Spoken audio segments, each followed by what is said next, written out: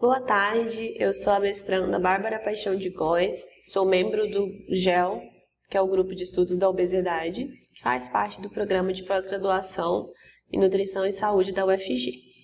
Hoje essa aula vai ser sobre gordofobia e saúde. Para elaborar essa aula, eu usei como base esse artigo, que fez uma análise das diretrizes brasileiras de obesidade, da ABESO, com a patologização do corpo gordo, a abordagem focada na perda de peso e a gordofobia. Houve uma rápida transição epidemiológica e nutricional nos últimos 20 anos, em que a obesidade e o sobrepeso eles vêm ganhando destaque. Então, nós saímos do momento em que havia fome, saímos da extrema pobreza, onde a preocupação com a fome era a principal, e passou-se a se preocupar com a obesidade, devido ao seu aumento nos últimos 20 anos.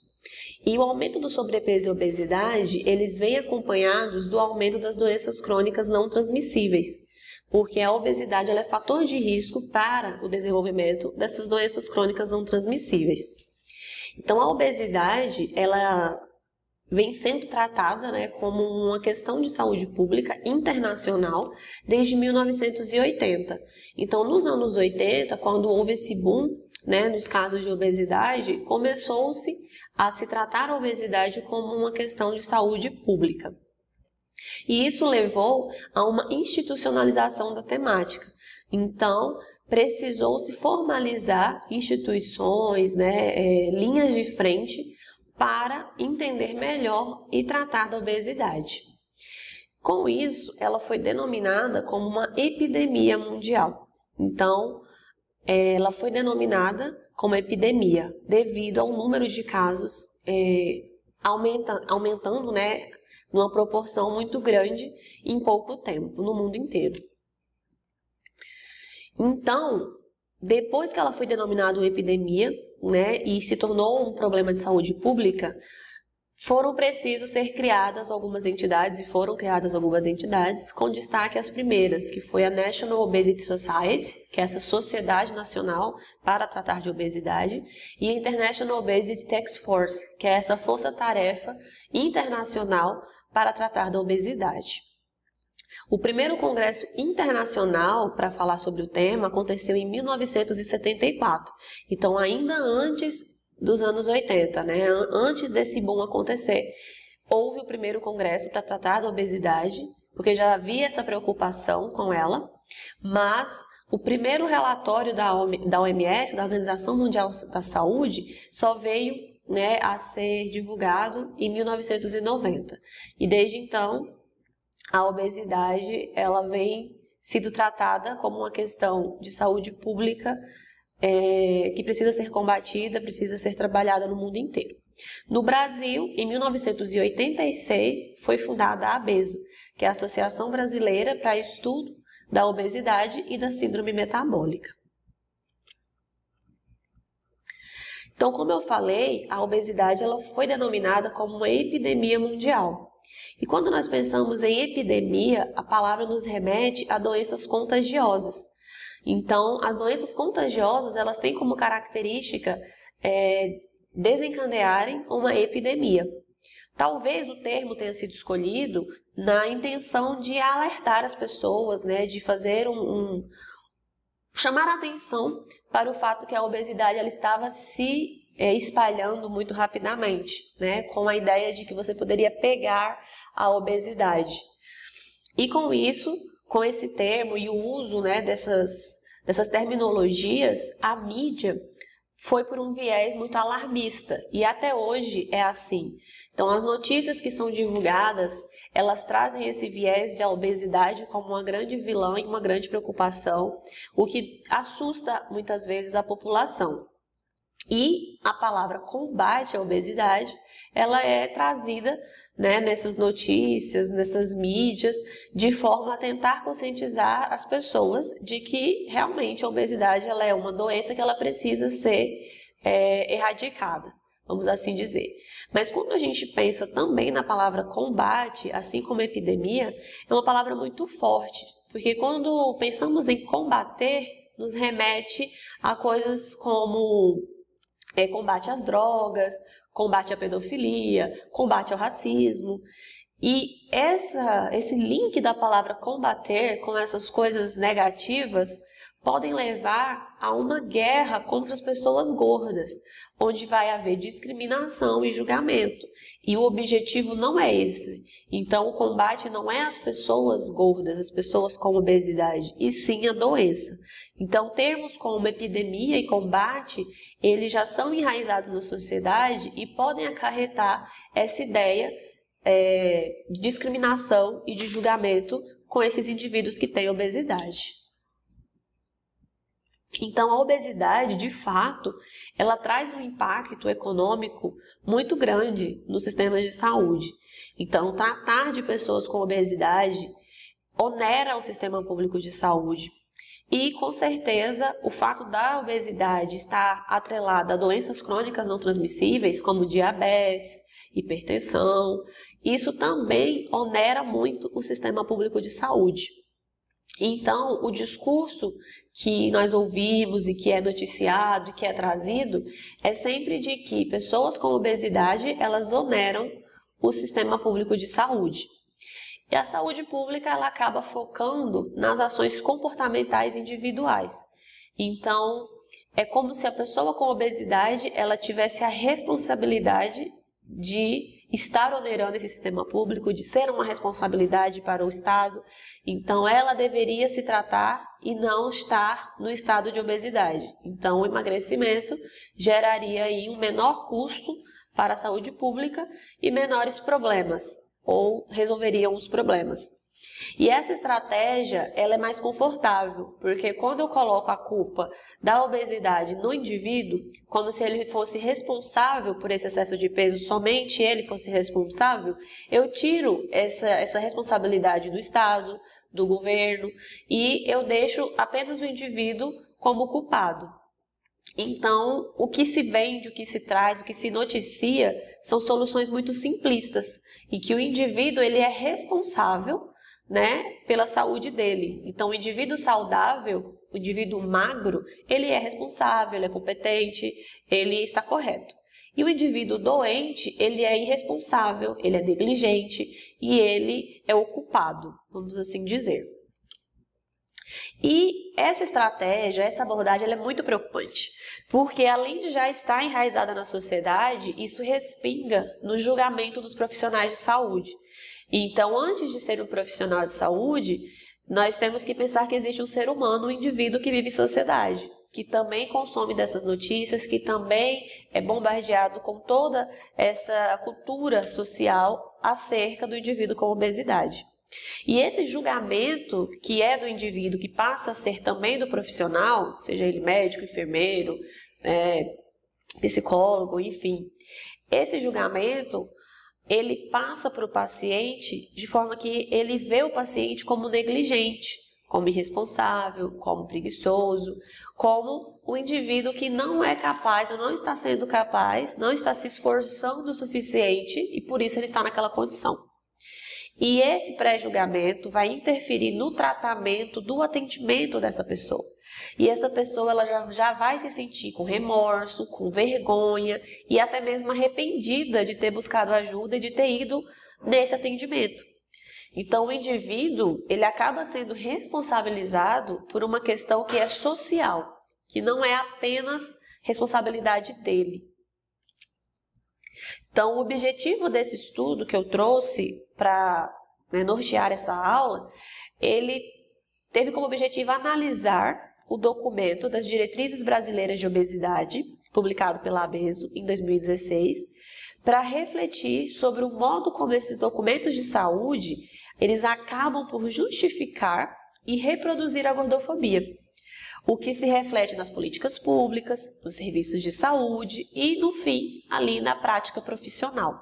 Então, eles fizeram toda uma análise desse documento, que é um documento muito importante, é um documento que norteia a abordagem de nutricionistas, de médicos, de profissionais de saúde, com pacientes que têm obesidade.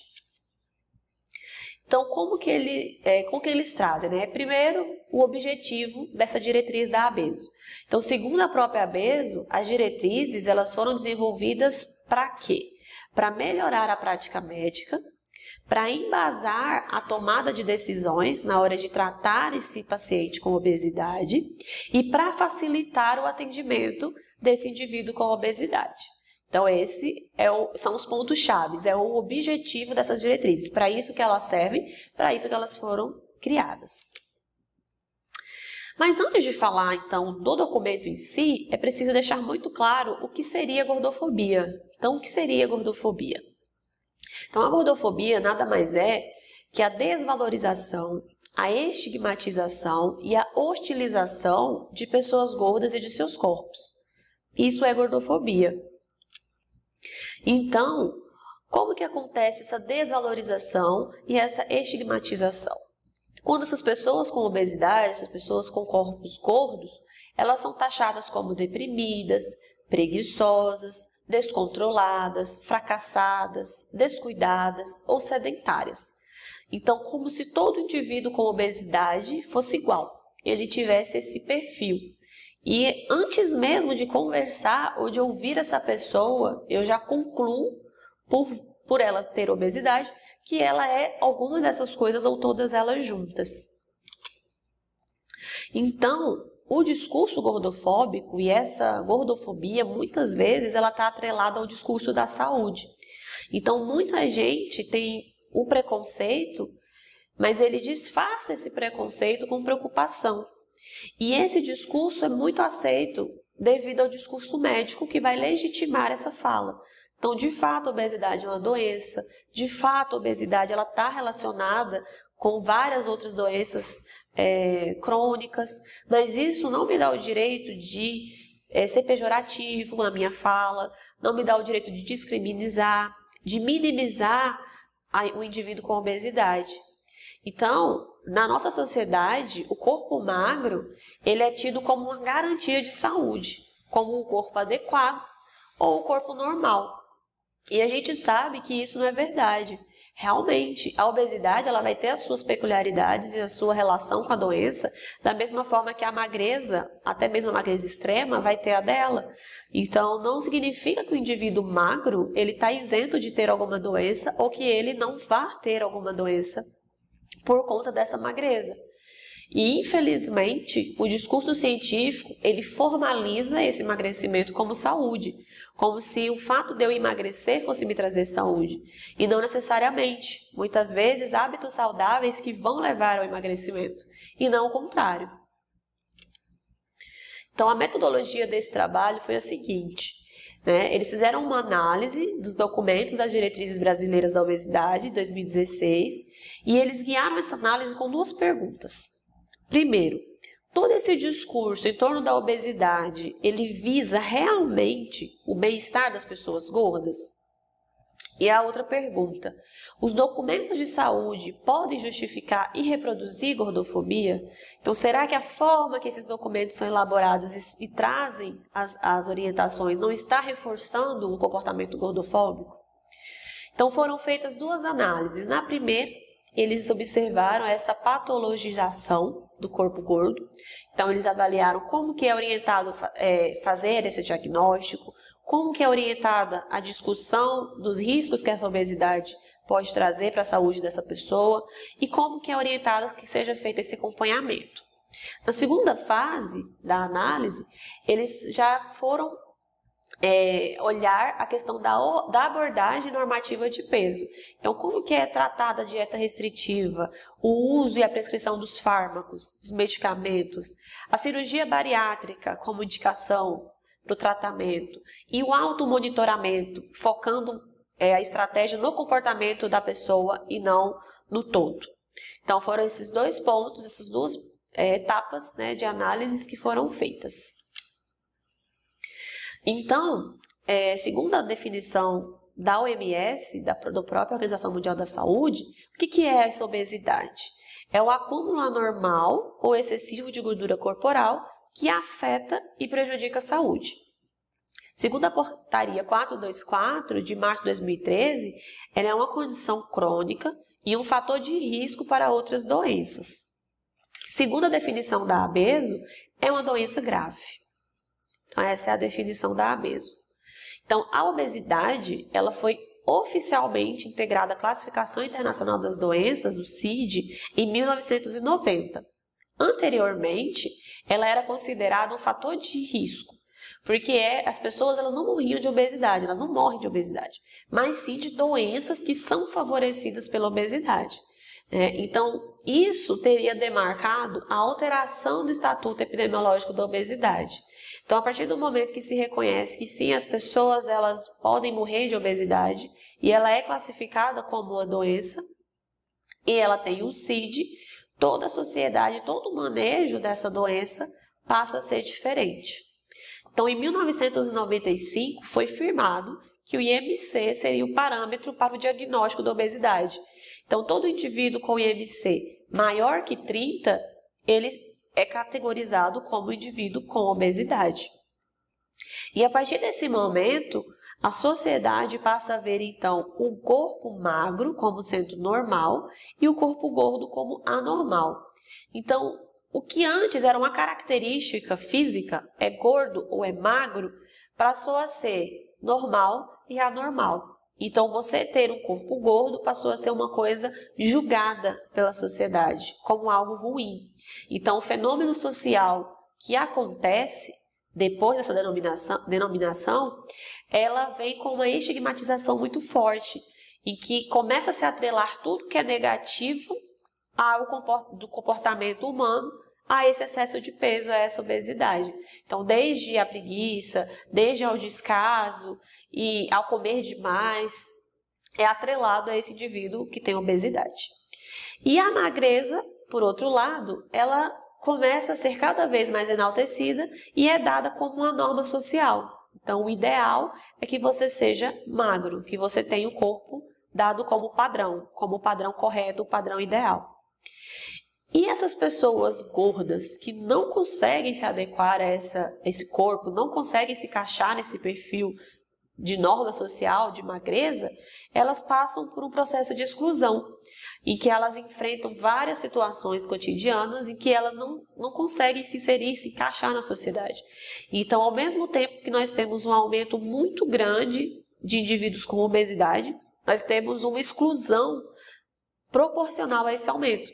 Então, são assentos de ônibus, assentos de avião, que essas pessoas não conseguem sentar porque não comporta elas. São estruturas hospitalares que não comportam o tamanho desse corpo gordo.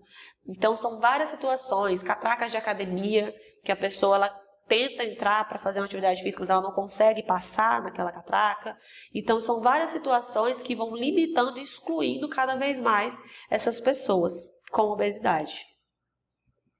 Então, nas diretrizes, aqui o artigo ele ressalta alguns trechos que eles avaliaram de dentro da diretriz. Então, na diretriz de 2000, eles até comparam em alguns momentos com a primeira, que é de 2009/2010, com a atual de 2016. Então, aí nesse primeiro recorte, nas diretrizes de 2009 e 2010, eles trazem que o IMC menor que 18,5, né, ele é classificado como baixo peso. Então, ele possuía baixo risco de comorbidades. Na diretriz de 2016, eles trazem que a obesidade ela leva a uma tendência a encurtar a vida, abrindo caminho para perigosas enfermidades. Então, são palavras bem pesadas, porque é uma tendência a encurtar a vida. Então, são termos que são utilizados para dizer que a obesidade ela pode contribuir para que a pessoa venha desenvolver uma doença crônica. A corpulência não é apenas uma enfermidade em si, mas o prenúncio de outras. A morte súbita é mais comum naqueles que são naturalmente gordos do que nos magros.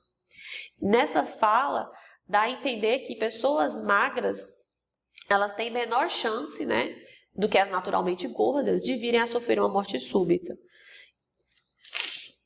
Então, nessa tabela, que é da primeira diretriz, tem-se identificado o ponto de corte para adultos com base na associação entre IMC e doença crônica ou mortalidade.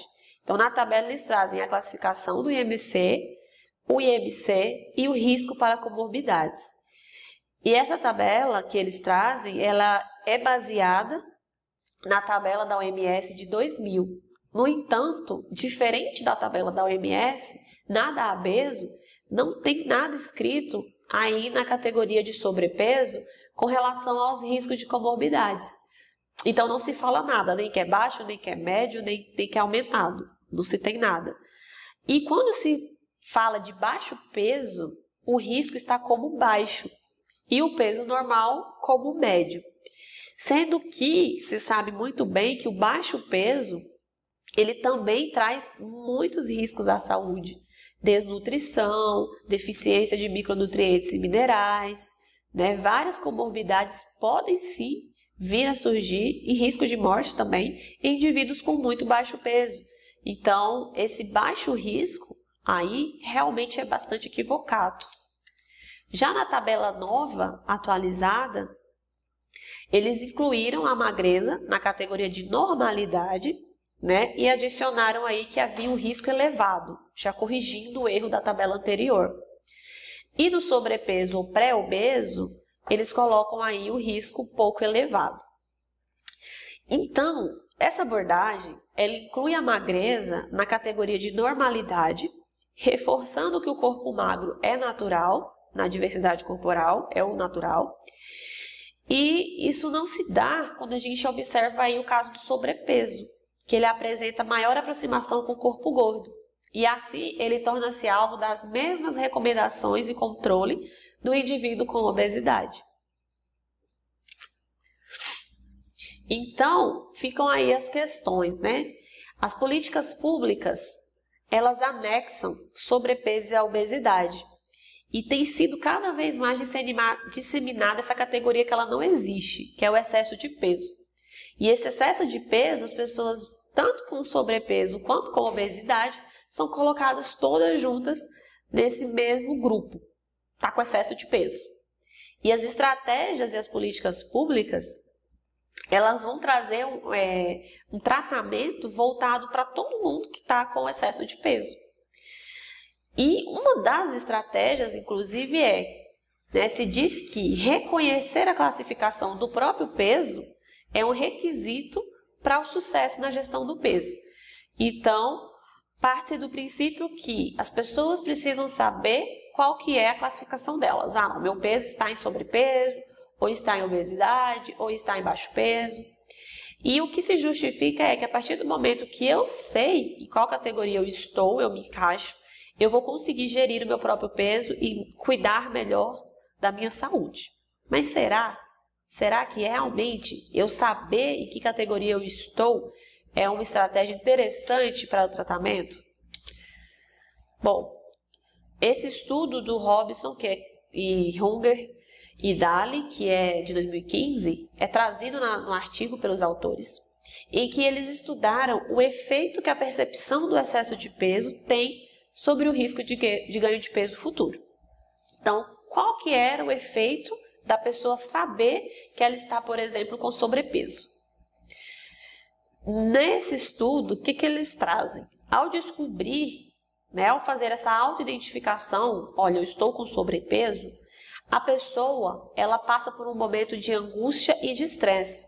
Então, ela se sente próxima da obesidade.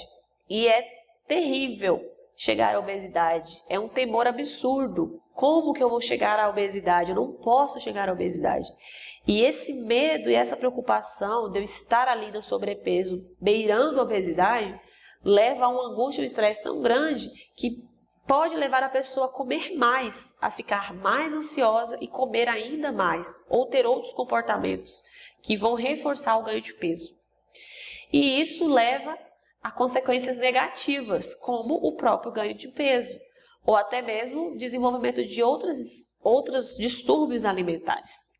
Então, nesse estudo, eles trazem que não é uma boa estratégia a pessoa saber em que categoria ela se encontra, no intuito de fazer com que ela tome consciência e diminua ou mude hábitos para não vir a se tornar uma pessoa com obesidade. Outro estudo que os autores trazem é que esse aí do Kuhn de 2018, Kuhn-Querol, que acompanhou 54.089 indivíduos em 5 estudos de coorte e descobriu que 1 em cada 20 indivíduos com obesidade não apresentava outras anormalidades metabólicas. Então, a obesidade sozinha não aumenta o risco de morte. Então, esse dado é importante e eles trazem porque muitas vezes a pessoa com obesidade, ela é induzida a crer que somente a obesidade vai aumentar o risco de morte. E não é bem assim que funciona. Então, as diretrizes, elas reforçam a abordagem da medicina ocidental, que está ali focada na normativa de peso. Então, o objetivo é a normalização do peso do indivíduo. E essa visão, né, ela é uma visão etiológica da obesidade predominante, em que se tem a teoria do balanço energético positivo, resumindo a obesidade a uma questão puramente fisiológica, uma questão puramente biológica, né? Então, onde se traz que quando eu tenho ingestão maior de alimentos e uma baixa atividade física, e eu tenho esse balanço energético positivo, eu aumento o ganho de gordura corporal e eu tenho obesidade. E o foco do tratamento é nesse, então vou reduzir a redução de alimentos e aumentar a atividade física. Quando se sabe que esse reduzir a ingestão de alimentos muitas vezes está atrelada com tantos outros fatores que são inerentes ao indivíduo, né, que são inerentes à pessoa, que não vai ser uma abordagem eficaz.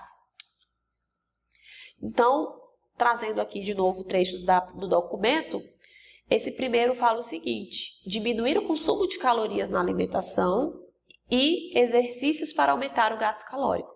Então, é uma abordagem que reforça novamente que o paciente ele precisa diminuir o consumo de calorias e aumentar o exercício físico.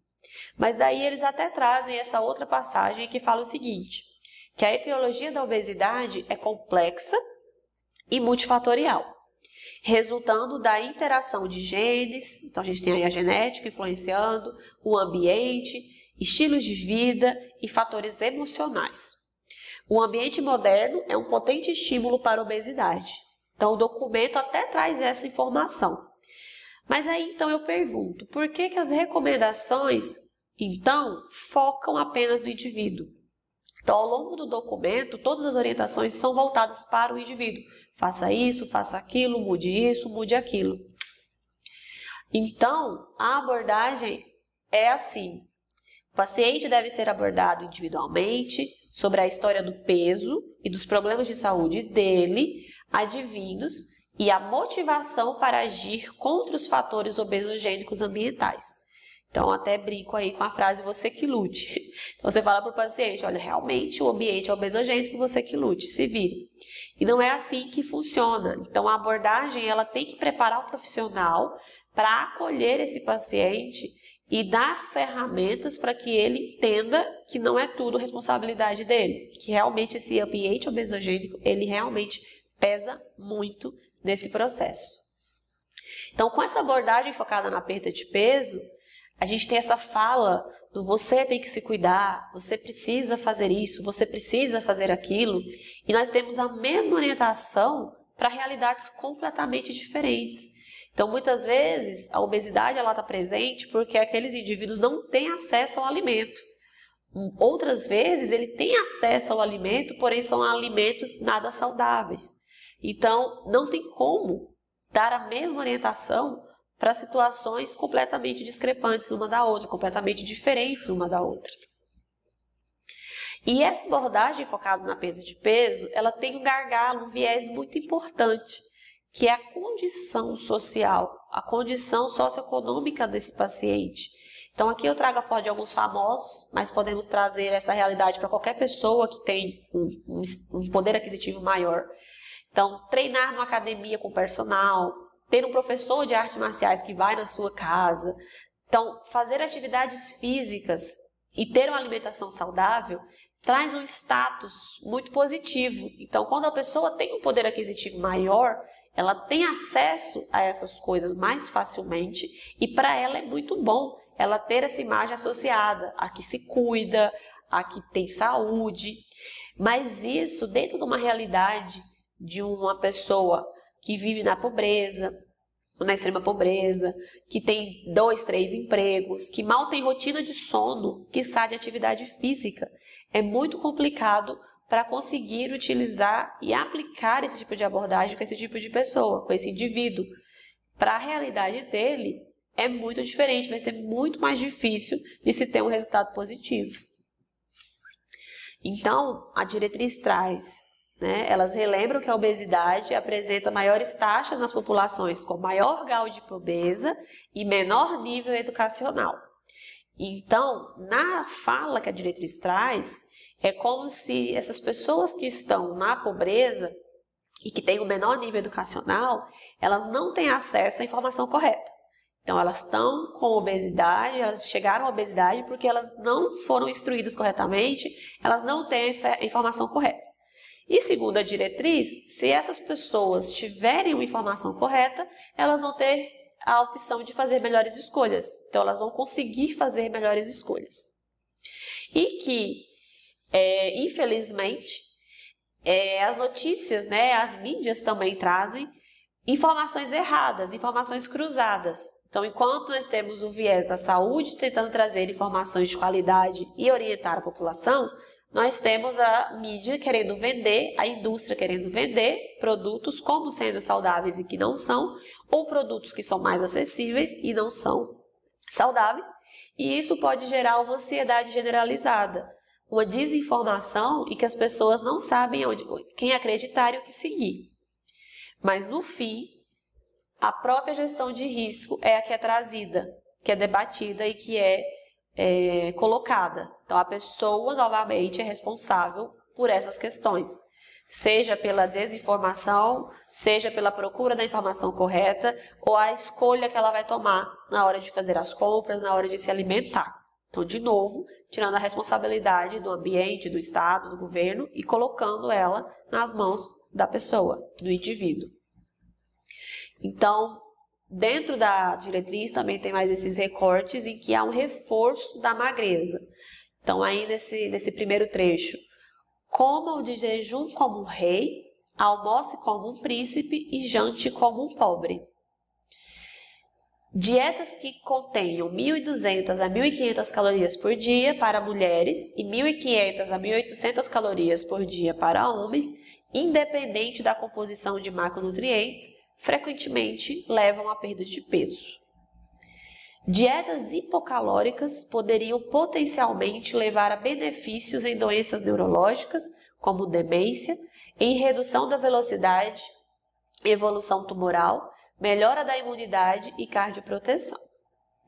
Então, essas falas, esses trechos trazem coisas complexas, como, por exemplo, a fome e a pobreza são tratadas como algo positivo. Então, jantar como um pobre, não ter o que jantar é bom, já que você vai ficar sem comer e aí você vai emagrecer?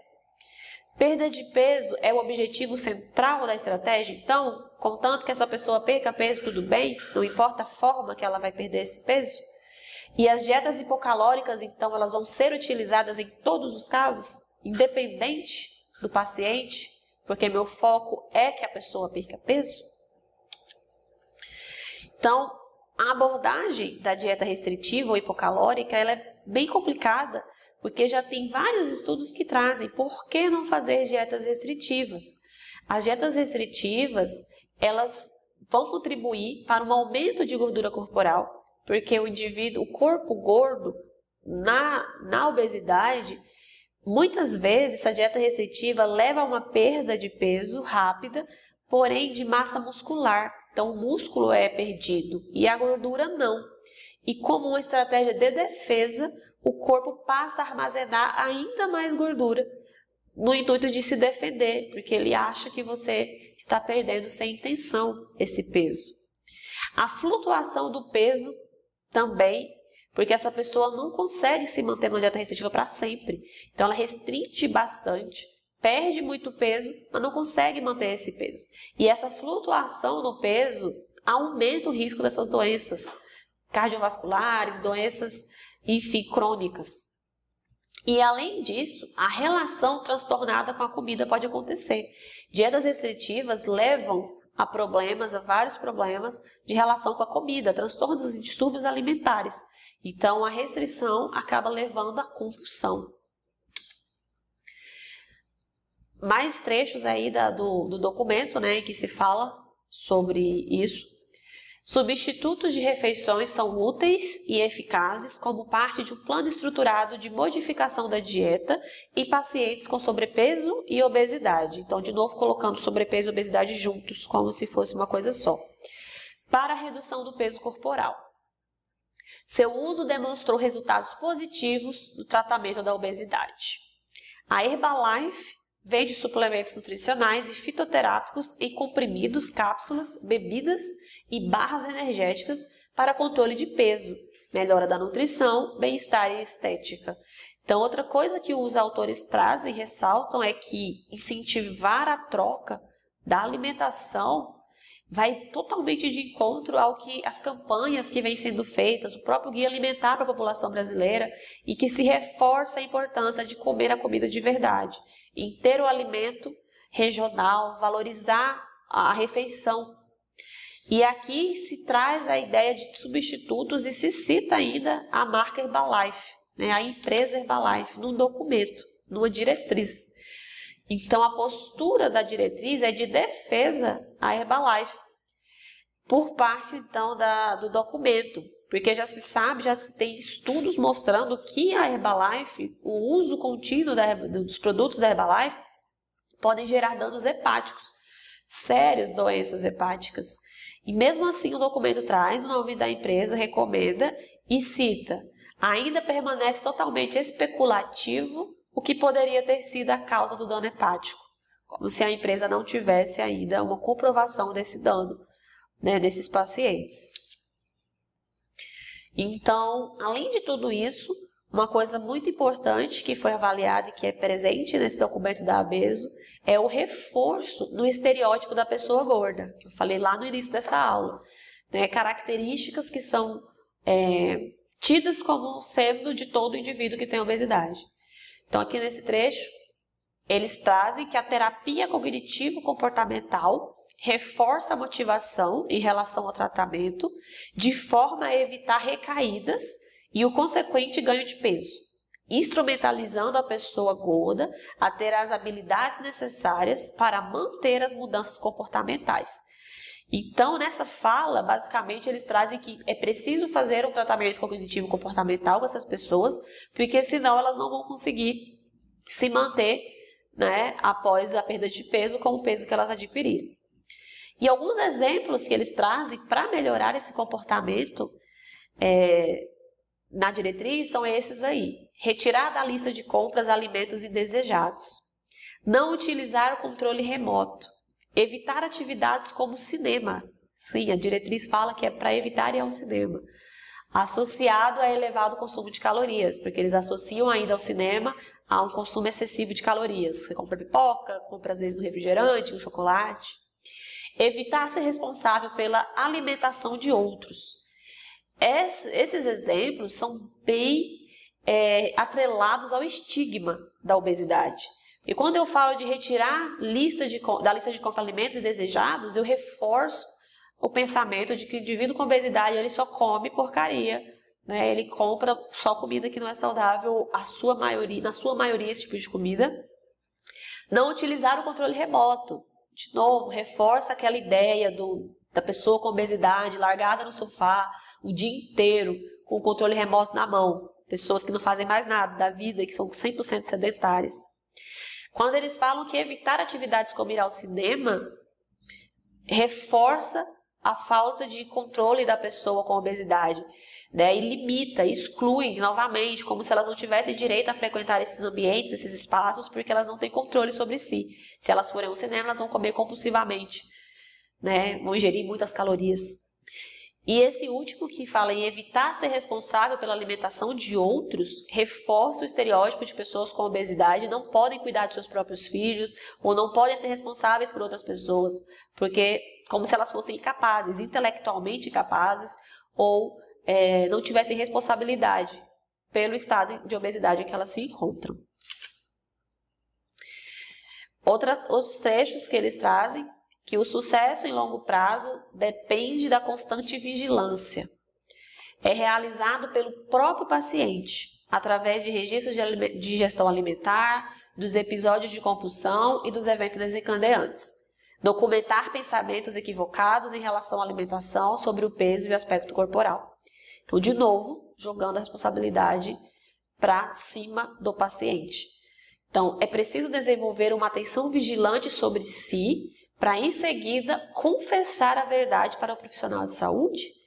Então, a pessoa ela tem que se vigiar, ela tem que se responsabilizar integralmente sobre o comportamento dela, para depois ela se auto-relatar para o profissional de saúde. Então, eles trazem também que o consumo calórico ele pode ser avaliado por meio do hábito alimentar, usando diários alimentares ou lista de checagem de alimentos. Mas a interpretação das informações precisa ser cuidadosamente analisada, em razão de subestimação ser comum. Realmente, de fato, muitas vezes, os nutricionistas que estiverem assistindo podem ter essa vivência de que o indivíduo com obesidade, muitas vezes, ele não relata tudo que ele comeu. Mas nem sempre ele subestima isso de forma proposital. Muitas vezes ele não tem noção do tanto que ele comeu e muitas vezes ele tem vergonha de falar o que ele comeu. Então, checar essas informações ou muitas vezes essa estratégia não seja a melhor estratégia, porque culpabiliza novamente o indivíduo, sendo que muitas vezes ele não faz isso de propósito. O tratamento medicamentoso deve ser indicado na presença de sobrepeso associada a fatores de risco ou de obesidade. Prevenção secundária para impedir a progressão da doença para um estágio mais grave e prevenir complicações. Na diretriz, há um incentivo do uso da sibutramina, por exemplo, que é um potencial emagrecedor, e que eles trazem que é sem danos à saúde. Um fármaco que, segundo a própria Bezo, demonstrou bons resultados até mesmo com crianças e adolescentes, e que recomendaria sua utilização até mesmo para pacientes hipertensos controlados. Dentre os efeitos colaterais da sibutramina, se destaca a boca seca, insônia, cefaleia e constipação. Então, mais uma vez, reforça-se o uso dessa medicação, pedindo-se basicamente para ignorar os efeitos colaterais, contanto que se tenha o resultado de emagrecimento. Por fim, eles falam da cirurgia bariátrica, que a própria diretriz traz, que é uma desnutrição programada, que apresenta diversos riscos e complicações para o paciente, mas que é o método mais eficaz para o tratamento da obesidade. O número de cirurgias bariátricas ele aumentou 46,7% entre os anos de 2002 e 2017, e o Brasil é o segundo país no mundo em número de cirurgias bariátricas. Segundo o próprio documento, esse número só tende a crescer com a ampliação do rol de comorbidades associadas, que antes era 6 e agora é 21, conforme a resolução 213/2015 do Conselho Federal de Medicina.